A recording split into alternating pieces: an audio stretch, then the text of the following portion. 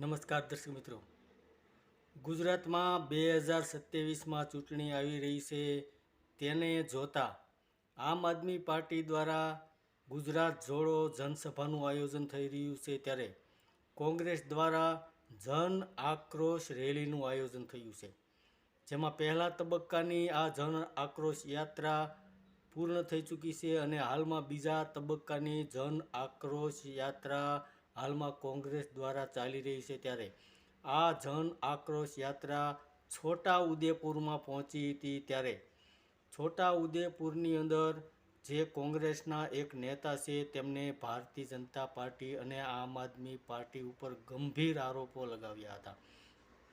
જેમાં કોંગ્રેસના એક નેતા સુખરામ રાઠવાએ જણાવ્યું હતું કે આવનારા સમયમાં ભારતીય જનતા પાર્ટી અને આમ આદમી પાર્ટી એક થઈને ચૂંટણી લડશે તેવું પણ કહ્યું હતું અને કહ્યું હતું કે ચૈતર વસાવા અને મનસુખ વસાવા વચ્ચે જે આરોપો અને પ્રત્યે આરોપો થઈ રહ્યા છે તે જોતાં એવું લાગે છે કે બંને મળેલા છે.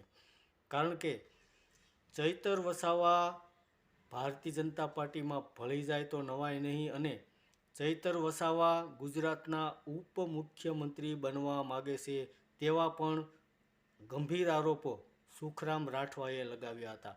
તો હાલમાં જે કોંગ્રેસની જન આક્રોશ યાત્રા છોટા ઉદેપુરમાં પહોંચી હતી, ત્યારે કોંગ્રેસના એક નેતા સુખરામ રાઠવાએ ચૈતર વસાવા ઉપર ગંભીર આરોપો લગાવ્યા હતા. ધન્યવાદ દર્શક મિત્રો.